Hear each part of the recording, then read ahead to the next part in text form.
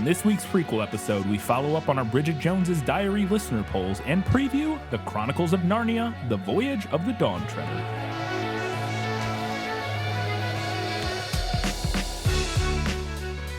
Hello and welcome back to This Film Is Lit, the podcast where we talk about movies that are based on books. It is another prequel episode. We have quite a bit to get to, including a bunch of feedback about Bridget Jones's Diary, so let's jump right in to our patron shoutouts. I put up with you because your father and mother were our finest patrons, that's why.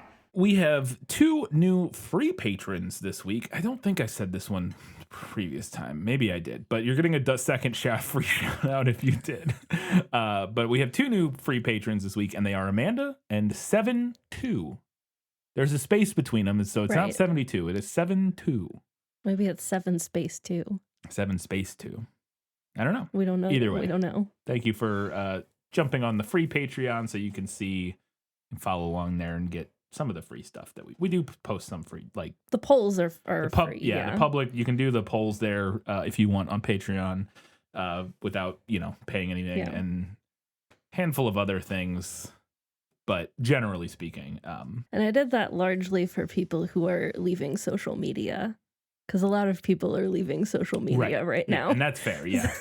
Yeah, so that is if you want to go to a place that isn't Twitter or Facebook or whatever, in order to leave your feedback, you can head over to Patreon and be a free member, and then you can interact with and do the polls and stuff there. So, and we have a lot of people on there that's where most of our feedback happens. Yeah, I would say. So there's a lively amount of people talking about stuff on the Patreon. Also, just mention this, I opened up the little chat. I haven't looked at it recently, but I started there's like a chat room it's feature. like a community chat. Kind of like a Discord channel or something, but on Patreon. So that's up and running if you want to hop in there and chat with people. So we do have and want to thank our Academy Award-winning patrons, as we always do, and they are Nicole Goebel, Eric, Harpo-Rat, Nathan, Vic Apocalypse, Matilde, Steve from Arizona, Int Draft, Teresa Schwartz, Ian from Wine Country, Kelly Napier, Gratch, Just Gratch, Shelby says I mained Luigi on Nintendo before it was cool, That Darn Skag, V Frank, and Alina Starkov. Thank you all very much. Appreciate your continued support. Katie, let's see what the people had to say about Bridget Jones's Diary. Yeah, well, that's just like your opinion, man. On Patreon, we had 5 votes for the movie, 1 for the book, and 1 listener who couldn't decide. Shelby said, I listened yesterday, and I did have a thought I wanted to bring up. If I'm not overstepping here, just ignore me or let me know. I didn't read or watch this one. Not to discredit Brian's experience, but I just feel Katie is more likely to be asked when she's going to have kids because of the world we live in. Oh, absolutely. Yeah, that is a fair assessment. No, 100%. I thought I mentioned that family would ask you more, but maybe I didn't. Cannot remember. I don't remember. I thought I had mentioned that you would get it asked, but I was speaking in the context of us being together with friends. Right. Like at the dinner party in the movie where she's there like with the other couples and I was speaking more of that where I would be there so I would know. But point, yes, that is very accurate. Yeah. Yeah. And honestly, I don't even really get asked that question all that much anymore. Oh, because people know. Yeah, a lot of people in my life, and I have been very clear with everyone in my life what my opinions are on the topic. Yeah. So people have kind of stopped asking me. I also think the fact that I'm like rapidly approaching 40 is probably part of that. Yeah. I think at this point, most people are like, oh, damn, she's serious. Yeah. Our next comment was from Tracy Drews, who said, the movie wins for me. All the parts I love in the movie aren't in the book, especially the just as you are scene. I like the buildup of Mark and Bridget's relationship better in the movie. Also, I really didn't like the book's handling of Bridget's weight. That pretty much falls in line with a lot of what you said. Yeah. Yep. Next comment from Kevin Smith, not that one. And Kevin said, I can't decide which is worse.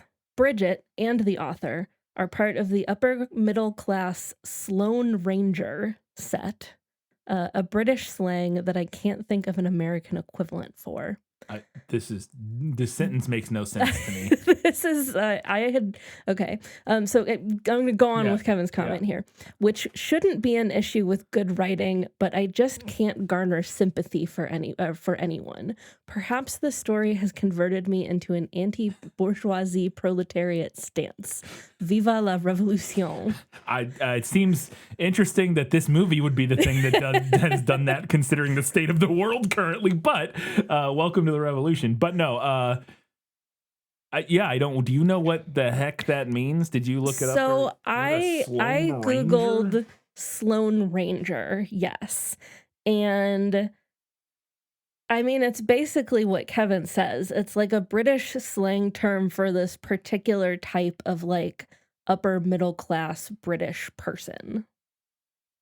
Okay. It's a young upper middle class person, specifically from West London, supposedly. It's a play on words that references Sloane Square in London and then the TV character the Lone Ranger, but I'm not sure why. Yeah, It's I'm a not reference really to the sure. Lone Ranger. Like I understand the Sloane thing with that context, but I don't understand what the Lone Ranger has to do with anything. I want to preface this is the AI summary on Google. The style, supposedly, is a sophisticated, effortless, and unambitious look that includes knitwear, pie crust collars, silk scarves, and pearls. The official Sloane Ranger handbook was co-written by Peter York and Ann Barr in 1982 and describes the lifestyle of young posh people like Diana Spencer and her friends. So Princess Diana maybe would be so a to person me, and now I'm not saying that this is like a 1-to-1 equivalent, but to me that feels like what we would call a WASP. kind of, like a wasp. White Anglo-Saxon Protestant. Yeah. But specifically like maybe like the like a East Coast wasp, like a very specific like northeastern, like from somebody from like Maine, Maryland. Yeah, somebody like, whatever. Somebody who wears like a kind of preppy clothes, like the collared polos and lots boat of like boat shoes and like and they shop at like Brooks Brothers and stuff like that. Yeah. Okay. So here's some more clothing: blazers in red and blue. Yeah. Aran sweaters, other sweaters, cardigans, Liberty print shirts and dresses. I don't know what that is. Wax jackets. This is all made up. I think AI is freaking out. Then it says pashmina, pearl necklaces and earrings, and riding boots. So I'm trying to find. I was just going to go to an image and see if. Yeah. Okay. So the first image that popped up was just Princess Diana. Like fair enough in like that kind of attire. Yeah. But yeah, and then the rest of them though, Brooks Brothers. Yeah, like for Americans. Yeah, like, preppy family money. But like old money preppy, not like high school in the 2000s preppy. No. Yeah. Okay. Which is different from what the kids consider preppy now. I'm sure. Yeah. I don't even know what prep is now. Anyways, okay, we've solved that conundrum. This has been Americans trying to decipher British things. Our next comment was from Kelly Napier, who said, I voted for the movie for many reasons, the biggest of which is every time she started a journal entry with her weight, it made me want to throw the book against a wall. At her heaviest in the book, she isn't even 140 pounds. She was never overweight, and damn the culture that made her think she was. Damn it all to hell. The movie also succeeds more in being a modern Pride and Prejudice than the book does. By bringing Darcy into her life on multiple occasions instead of just the beginning and the end, it's much easier to buy their slowly falling for each other. And the reason why Darcy and Cleaver dislike each other makes so much more sense than in the book, where they don't have a pre-existing relationship other than just orbiting the same social circles. Oh, right, because the whole they're like, affair thing wasn't from the book. He does. I'm trying to remember now. Because I do remember you saying that something like that was something about that was more like the book. Oh no, I think it was, but that he doesn't tell. Yeah, he doesn't tell Bridget about it. So they did have at least some. Yeah, they had the backstory, but I think the backstory, about the affair was from the book, but not that they were friends. Oh, if prior I to the remember affair. right. Okay. Yeah, Okay. if I'm remembering that correctly. Because in the movie they were friends that didn't have a falling out. Because I have already mostly purged this book from my memory because I don't care. everything we cover, I just immediately eject from my brain. Too much. Yeah. There's too much to keep up there. Yeah. The one thing I did like in the book more than the movie was the mom's flight from justice. It made me laugh out loud. Next comment was from Nathan, who said, I'm going with the book, but not with a lot of conviction. I didn't care much for the movie as it struck me as a fairly boilerplate romantic comedy. That's not inherently a bad thing for my tastes, but this one just really didn't work for me. I liked the craziness of the book, specifically everything with Bridget's mom. There was a point in the book where I was like, I think I would rather be reading Bridget's mom's diary. Oh, yeah. Why isn't that a spinoff? She was getting up to some wild shit. Yeah, I mean, clearly, yeah. Nathan went on to say, I don't really feel like the book was meant to be a romance as it can be seen by Darcy's absence for so much of it. It's more about Bridget's growth. I have never once been asked about my romantic life by my friends, so it did strike me as absolutely bizarre how much of a theme this was. And I guess it would make more sense, knowing more about this Sloane Ranger phenomenon, if the type of person she apparently hangs around is these more like kind of very like, which makes sense, also makes more sense for all the like weird parties and stuff they go to. Like it makes more sense than that these are a lot of people very obsessed with status and lineage and all these kind of things where we hang out with normal people who don't care about that. Well, shit. and like the other thing, because I was continuing to think about that after the episode, was that like before you and I were together, or like when we had just started dating, my friends like knew that because they're my friends. So they didn't have to like quiz me about whether or not I was dating because like they knew I was dating because they're my friends. Right. Well, and to be fair, her friends, like, again, it's the weird secondary group of friends, I guess. Because like her close friends all know, like, like Tom and Shazza and whatnot. But yeah, it's that weird secondary. Yeah. Anyways. Another comment we had on Patreon was from KD, who said, I have to admit, I was a little nervous about revisiting this movie for all the same reasons you guys mentioned. And it is a mixed bag while still being pretty entertaining. One of the parts you discussed was when Bridget discovered Daniel cheating, and the only thing the other woman could say was, I thought you said she was thin. Clearly, we're meant to feel how cruel this is, because cheating is fine, but someone of size is too far. Right. But it struck me as so strange. How did this even come up in casual conversation? Think that's part of what made it so weird to me. Yeah. Like, so he told her that he was sleeping with this other woman. Clearly she knows she's like the other woman. Yeah, so he told her that and then was like describing what she was. It's just such a weird, I don't know. It's everything about that is so strange to me. And it's even weird to me, like, if I was describing what somebody looked like to another person, I don't think I would ever say thin. Unless they were like so like thin that it needed to be remarked upon. Like strikingly thin in a way that's like, oh wow, that person, like a beanpole kind of guy who's like 7 foot tall and like, or something. I don't know. Yeah. But like outside of that, I don't think that that's a feature that I would even include in like a physical description. But I think it does make sense for them. Again, they're very absolutely, like yes, it makes with sense image for them. And blah blah blah. Yeah. And Katie also said, and for Brian, as someone who has recently been going through the entire TFIL back catalog, I can attest that you did indeed talk about Prince Caspian. I don't believe you. That was not me. That was an imposter. That was somebody. I must have entered a fugue state for that episode. Like, it's the only explanation. To be fair, I don't remember anything we said about that book or movie.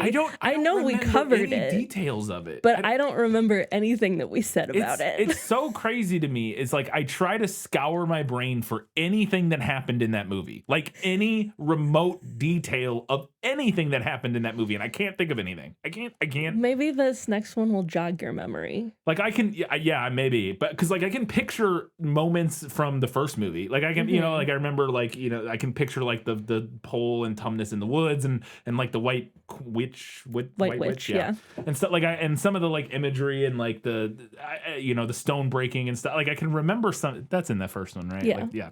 I can remember some of that stuff.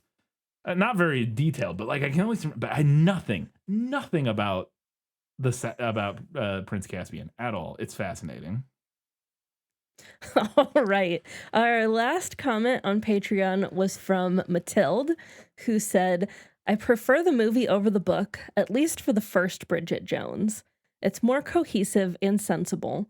The ending of the book always felt very out of nowhere to me.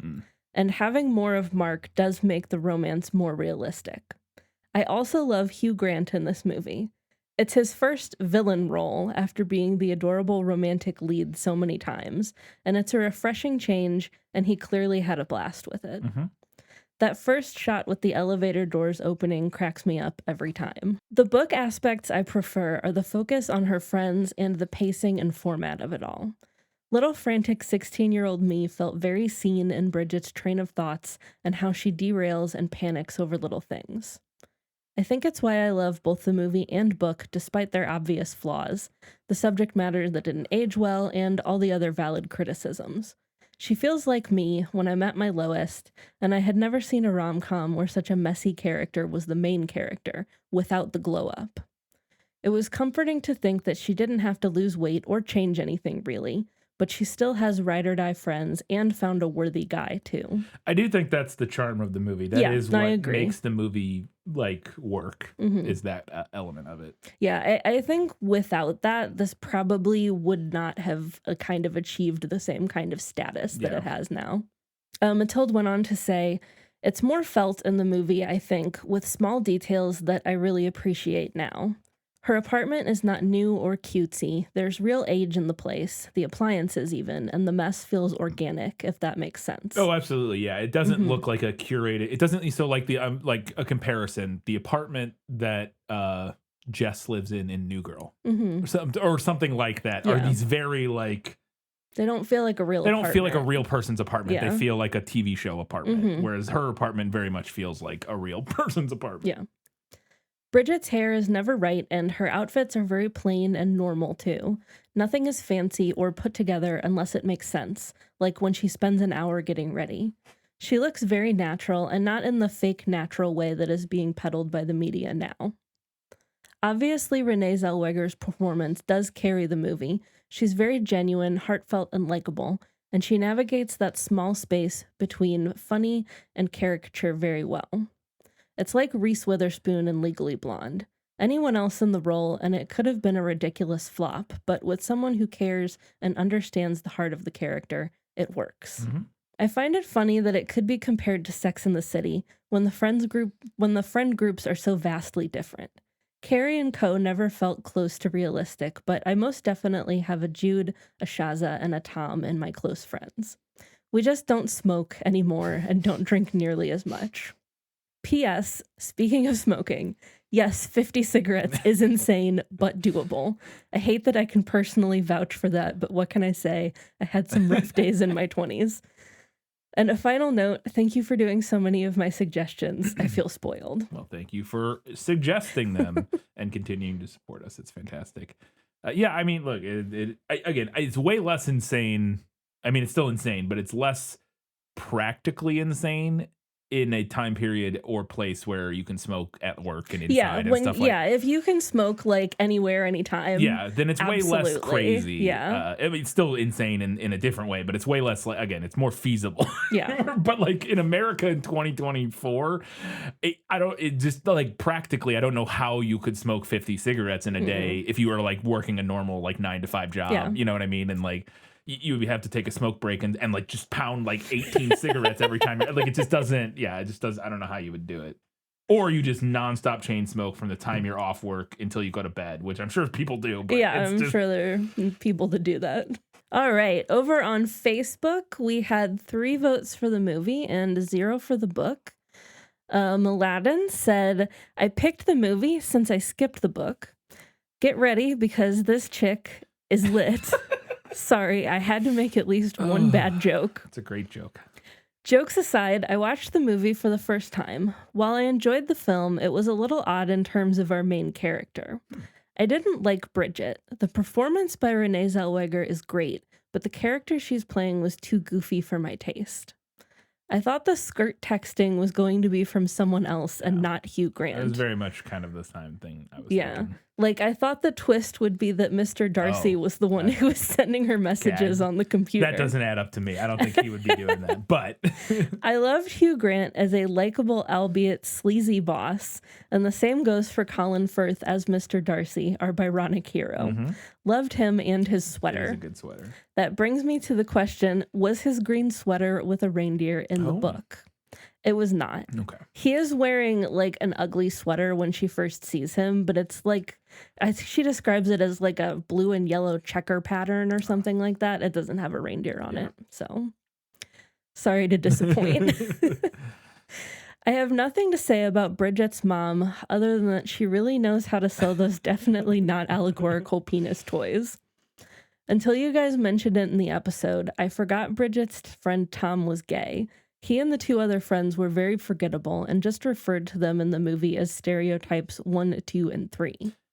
I think they're interesting characters. They just don't have enough time. It feels they're not fleshed out. I bet they were in the original cut of the movie more, and they're just the thing that was the easiest to chop out. Like I could imagine a version of this movie that's 30 minutes longer where they have a lot more scenes. Yeah. But that when you're trying to get this down to a minute 30 or hour 30 or whatever, because it's a rom-com in 2000 and we got 90 minutes and that's it. They were probably like the first to hit the cutting room floor would be my guess. Yeah, no, I think you're probably right. Overall, enjoyable movie with a couple of good jokes, and I'm somewhat curious to check out the sequels. Bonus question, why haven't you guys covered any book adaptations from the chick-lit master himself, Nicholas Sparks? I forgot that person existed until I read this comment, and then I was like, oh, why haven't we done a Nicholas Sparks? I don't know, we just never have. I'm not like particularly interested in reading a Nicholas Sparks book, so that's I'll read a part Nicholas of it. Sparks book. I'll read The Notebook. All right, challenge accepted. You want the Notebook? Is that the I don't one know. It's the only one it's the only one I know. It's literally the only one I could say because it's what's another famous Nicholas Sparks book? He's had a The Time Traveler's Wife. Is that no? That's not Nicholas Sparks. He's had a The handful Lake House? adapted. Maybe that's Nicholas Sparks. I think the other like main one that people would know is A Walk to Remember. Ah, yeah, I've heard of that at least. Yeah. But The Notebook is definitely like his biggest movie, I think.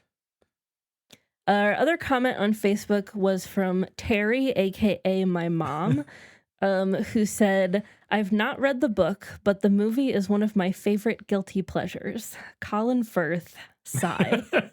He's a handsome guy. Can't argue I with did that. know that my mom liked Colin Firth. I actually had no idea that she had ever seen this movie. So that was interesting. There you go. You learned a little bit. On Instagram, we had 4 votes for the movie, 1 for the book, and 2 listeners who couldn't decide. And we had 1 comment from Hannah Joseph, who said, I agree with Katie. The movie version is better. It has a stacked cast at the peak of 2000s rom-com, and I loved that it was also a retelling of Pride and Prejudice. Plus, Renee Zellweger killed it. Mm-hmm. It's definitely one of my top comfort/rewatch movies all year round. I could see that. I could see that. We didn't have comments anywhere else. We did have one. No Miko this week. Miko sat out. Miko sat out on this one. We did have 1 vote for the movie on Threads. And I forgot to tally these, but I'm pretty sure the movie won. Yeah. Oh, it definitely won. 4, 3, 7, 5, 12. It was like 12-3 or something like that. So plus a couple people who couldn't decide. Right. All right. Thank you all for all of your feedback. We always love hearing what you have to say and talking about it. Katie, time now to preview the Chronicles of Narnia, The Voyage of the Dawn Treader, the book. Are you sure you're 18? Why, do I look older? Edmund, you're supposed to be helping me with the groceries. Better luck next time, eh, Squirt? Squirt? I'm a king. Not in this world. Lucy, have you seen this ship before?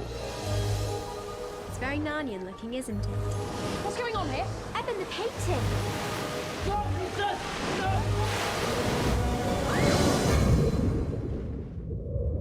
Okay, first off, I just want to start off, and I'll repeat this again in the main episode because I think a lot of people don't listen to the prequels, which is fine. If you hear me call it the Dawn Treater at any point in this, mind your business. That's how I thought it was pronounced for my entire childhood because I never heard anybody say it out loud. That's fascinating. No, it's, there's always words like that. I can't think of anything off the top of my head, but there's definitely words throughout my life that I've been that I read as a child in books, and then years later was like, oh, wait, what? And obvious examples are things like names from like Harry Potter and stuff. Right. I'm not even talking about that. I'm talking about just like normal words like this. And I think this is still like the only place I've encountered that particular word. Yes, treader, yeah, treader. But yeah, like tread. Right. Well, no, I know. Is tread. that spelled differently? It's spelled the same way, right? No, it's spelled the same way. I just didn't make that connection as a kid. Yeah, that's also, sometimes So, that can happen too. Yeah, your brain doesn't realize those are like the same, yeah. So and I read these books a lot growing up. Like I read all of them. Yeah, I've never read any of them. And I just thought it was pronounced treater. Fair so enough. That's fair. But The Voyage of the Dawn Treader is a portal fantasy novel for children written by British author C.S. Lewis, good old Clive Staples himself. You want to clarify what a portal novel is? A portal fantasy? Yeah. A fantasy story that involves like going from one world into the next. Just clarifying for our audience in case somebody thought Perhaps, it was related to the video game property Portal. You go through perhaps a wardrobe or perhaps a painting or a little door in your wall. Or a little door in your wall. Yeah. Yeah, of course.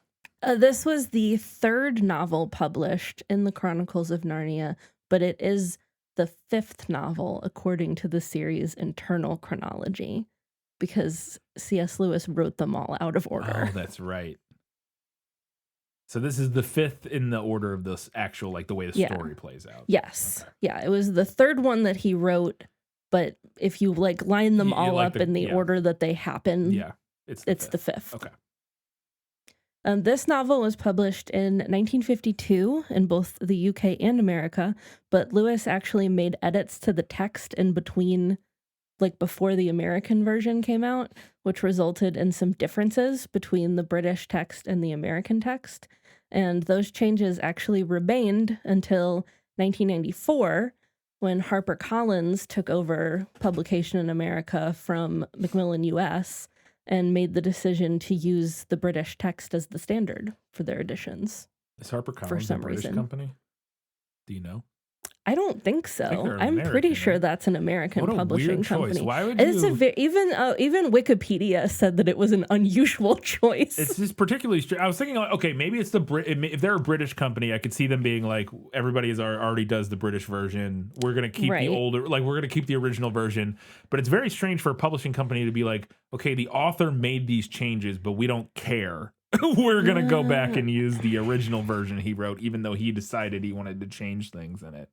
This is interesting. Well, Wikipedia says that they're a British American publishing company, which doesn't help. Yeah, it doesn't help at all. Yeah. Thanks for nothing, Wikipedia. Yeah. Okay. Where did I leave off here? Okay.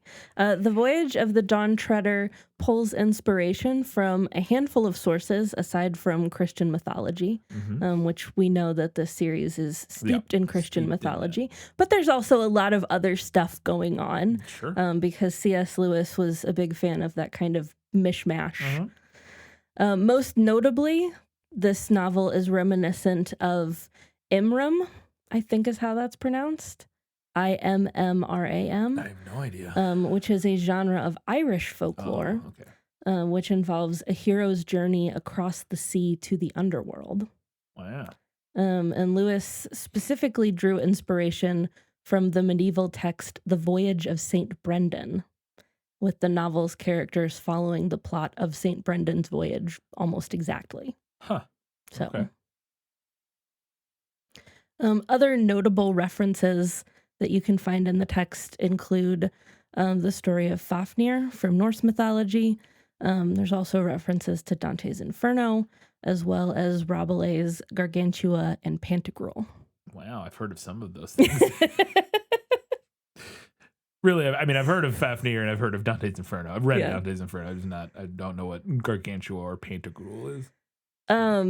Rabelais, I believe, was a satirical French writer. It sounds French. And Gargantua and Pantagruel, I believe, is like a story involving giants. Oh, is that one thing? Yeah. Gargantua and Pantagruel. Okay. Yeah. I thought it was two separate Which I think that's a chapter from like a larger text, if I'm remembering right. All right. A couple critical opinions on this.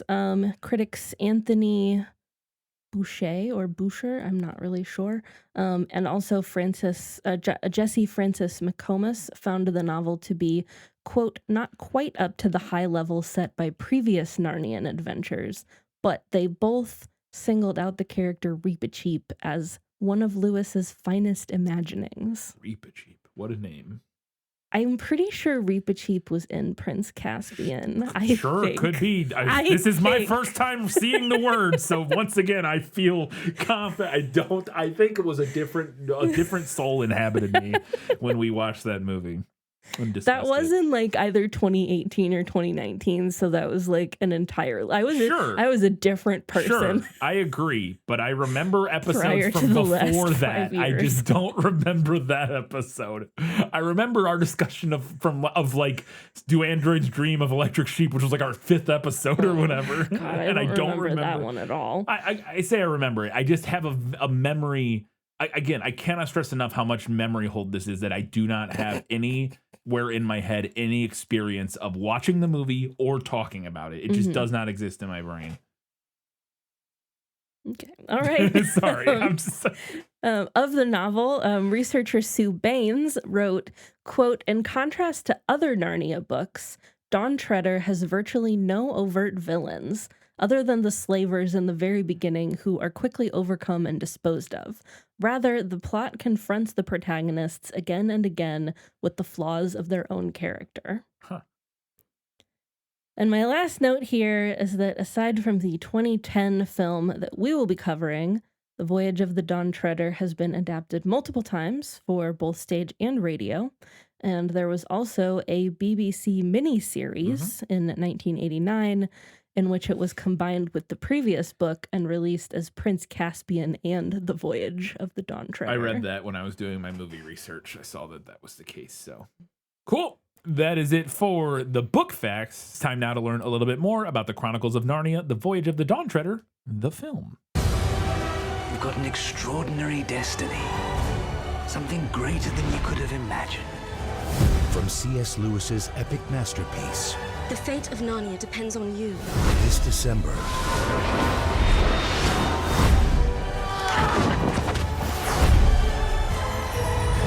This place just gets weirder and weirder. You have returned for a reason.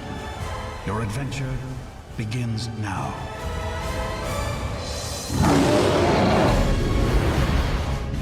The Chronicles of Narnia, The Voyage of the Dawn Treader. The Chronicles of Narnia, The Voyage of the Dawn Treader is a 2010 film directed by Michael Apted, who's directed Amazing Grace, some episodes of the TV show Rome, the film Gorillas in the Mist, episodes of the TV show Ray Donovan, the film The World Is Not Enough, the James Bond film The World Is Not Enough, among other things. Mostly done a lot of TV, primarily, and a handful of films.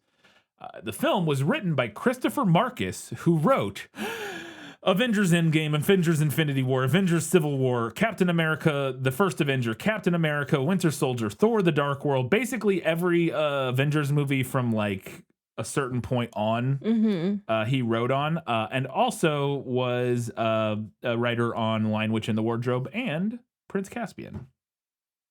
It was also co-written by Stephen McFeely, who is Christopher Marcus's writing partner and has all the exact same writing credits that I just stated for Christopher Marcus.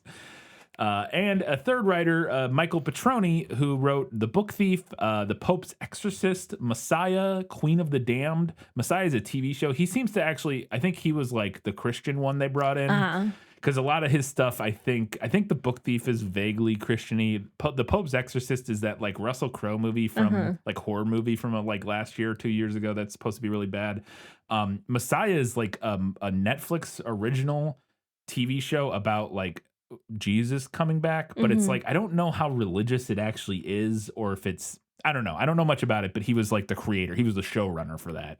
I think it's vaguely Christian-y. Yeah. And then Queen of the Damned as well, which I thought was interesting. Yeah, that is interesting, because that's isn't that like one of the sequels to something?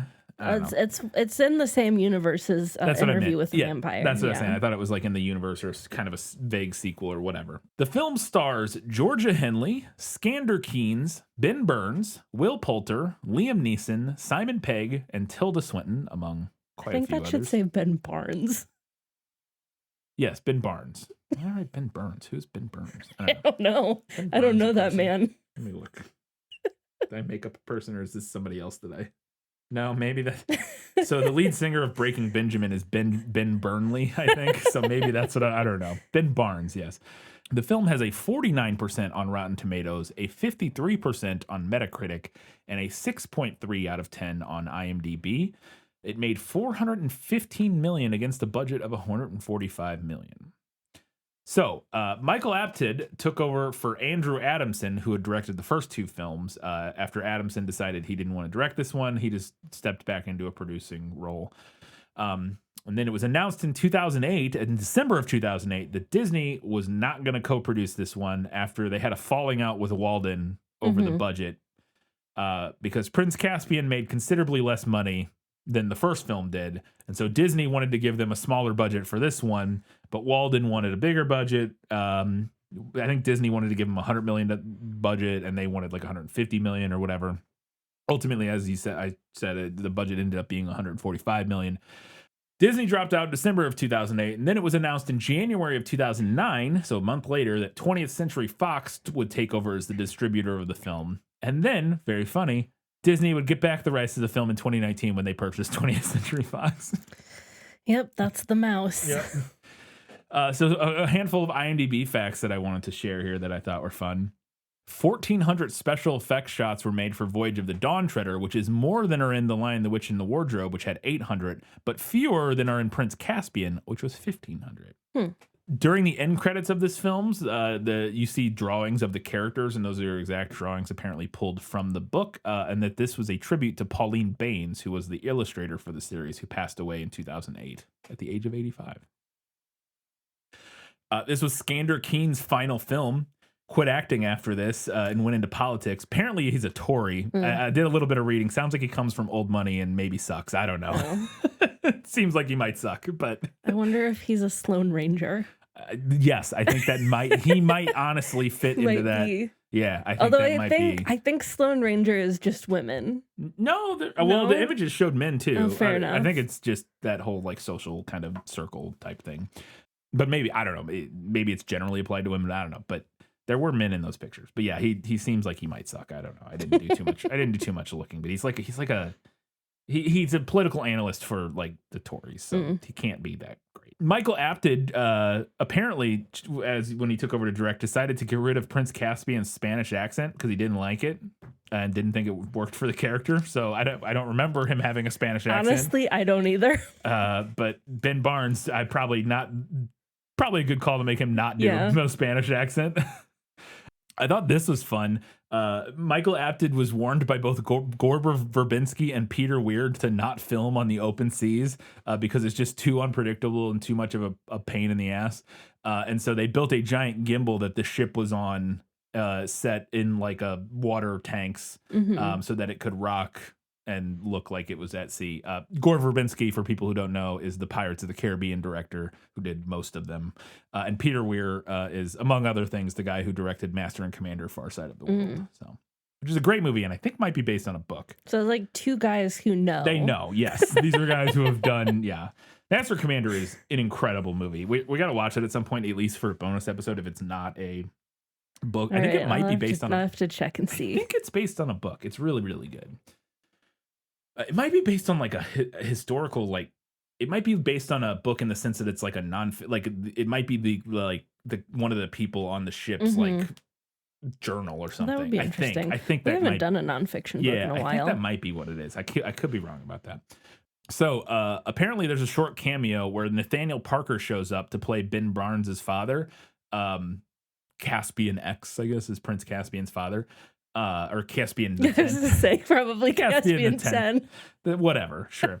But this is fun. Ben Barnes had previously played a younger version of Nathaniel Parker in the film Stardust. Oh, nice. So, yeah, in Stardust, Nathaniel Parker plays whatever Ben Barnes' character is as an adult. So, this is the shortest film in the trilogy, huzzah, at an hour and 53 minutes. That's the only one that doesn't pass the 2-hour mark. So, that's fun.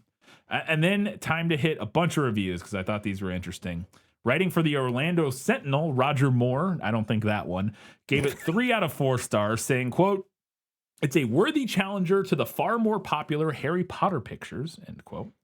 The Guardian gave it a positive review, saying, quote, "It arrives with confidence and bravado intact and arguably the most Tolkien-esque of the Narnia books." IGN was also positive, saying, quote, "The Voyage of the Dawn Treader is a solid sequel that might even surpass the first entry as the best in the series for some fans. It also bodes well for the future of this once iffy franchise," end quote. Comments that age like milk. Writing for the Arizona Republic, Carrie Lingle said, quote, "The best thing about the film is neither the top-notch CGI nor the shallow moral lessons, but the performance of Georgia Henley as Lucy, as well as the performance of her and Edmund's insufferable cousin, Eustace Scrubb." Which I think is Will Poulter, I think, in the movie. Writing for E! Online, Luke Thompson praised the performances, saying, quote, "Henley and Keynes are charming as ever, and Poulter's turn as Eustace injects a welcome note of comedic cynicism into the sea of sentimentality. Simon Pegg also succeeds Eddie Izzard as Mouse Warrior Reepicheep. Billy Brown's sorcerer Coriakin has a fun performance, and a sequence in which Lucy inadvertently wishes her life away is brilliantly disorienting and nightmarish," end quote. Getting to some Christian reviews of the movie, they also liked quite a bit about it, saying the key for many was the closing scene, apparently, in which Lucy and Aslan assures a Lucy sobbing Aslan assures a sobbing Lucy, quote, that he's very much in her world where he has another name, and that this was the very reason why Lucy was brought to Narnia, that by knowing Aslan here for a little, she may know him better. This is impossible to read. I copy-pasted this in from Wikipedia because I didn't really care to, like... And now you're having to dissect it anyway. I'm trying to read what Christians like writing about how this is like a... It's Aslan, by the way. Aslan? Yeah. What did I say? I don't remember now, but you were saying it wrong. Aslan, probably. Yeah, Aslan. So emphasis on the second syllable. Yeah. Okay. Apparently, this was in direct contradiction to the first 2 Narnia movies that left Christian reviewers feeling that the director had not grasped and accurately reproduced the key sections and themes from the first 2 that kind of alluded to the Christianity of it all. So they thought this one had at least this one alludes to the Christianity more than yeah, the other 2 did. Supposedly, I guess. So according to this one weirdly written quote. I guess we'll find out. We'll find out. And finally, for the Chicago Sun-Times, Roger Ebert praised the film, giving it 3 out of 4 stars, saying, quote, "This is a rip-snorting adventure fantasy for families, especially the younger members who are not insistent on continuity," end quote. Oh, it was kind of a backhanded compliment. A little bit of a backhanded compliment. He still gave it 3 out of 4 stars, so it sounds like it's fun. It sounds like it should be fun. As always, I wanted to remind you can do us a favor by heading over to Facebook, Instagram, Threads, Blue Sky, Goodreads, that's the other one. Interact. We'd love to hear what you have to say about any of these movies that we watch, but, you know, especially coming up, we want to hear what you have to say about The Voyage of the Dawn Treader. There's too many words on my screen right now. I'm trying to remember what I'm saying. You can also support us by leaving us a nice little review on wherever you listen to us, or by supporting us at patreon.com/thisfilmislit. Katie, where can people watch The Chronicles of Narnia, The Voyage of the Dawn Treader? Well, as always, you can check with your local library. I think they probably will have this one. I would think, yeah. Good bet. Very likely. You should definitely be able to get the book from them. Yeah. Or if you still have a Or local, maybe if your local church has like a little like library, they would probably have yeah, it. maybe so. Or a local video rental store. If you've still got one of those, you can check with them. Otherwise, you can stream this with a subscription through HBO Max. Nice. Or you can rent it for around $4 from Amazon, Apple TV, YouTube, or Fandango at home. Yeah. I'm excited to watch this because then it'll be the second Chronicles of Narnia movie I've ever seen. So that'll be fun. But no, I am I'm interested to watch it to see if it like if anything comes back into my brain if it reawakens anything from the second movie. I'm pretty excited about this. Voyage of the Dawn Treader was my favorite Narnia book, and I've actually never seen this movie. No. So I'm very interested to see what they've done with it. Yeah. And the book also has what I consider the best opening sentence in all of literature. Wow. Personally. What a I know there's a lot of debate about that. This one is it for me. Okay. Fair enough. I'm interested to hear what it is because I have no idea. But yeah, I think it'll be a lot of fun. Come back in 1 week's time. We're talking about the Chronicles of Narnia, the Voyage of the Dawn Treader. Until that time, guys, gals, non-binary pals, everybody else. Keep reading books. Keep watching movies. And keep being awesome.